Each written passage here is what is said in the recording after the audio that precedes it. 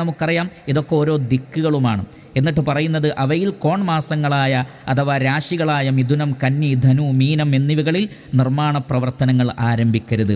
അപ്പോൾ തീർത്തും വിശ്വാസികളെ സംബന്ധിച്ചിടത്തോളം അന്ധവിശ്വാസത്തിൽ അധിഷ്ഠിതമായ ബഹുദൈവാരാധനയിൽ അധിഷ്ഠിതമായ കാര്യങ്ങളാണ് ഈ കന്നിമൂല നോക്കലും ടോയ്ലറ്റിനും അടുക്കളയുമൊക്കെ സ്ഥാനം നിർണ്ണയിക്കലും അതിനായിട്ട് ആശാരിമാരെ കൊണ്ടുവരലും മറ്റു പലരെയും കൊണ്ടുവന്നുള്ള പ്രത്യേക പൂജകളും കളം വെച്ച് നോക്കലുമൊക്കെ എല്ലാം ശിർക്കൻ പ്രവർത്തനങ്ങളാണ്.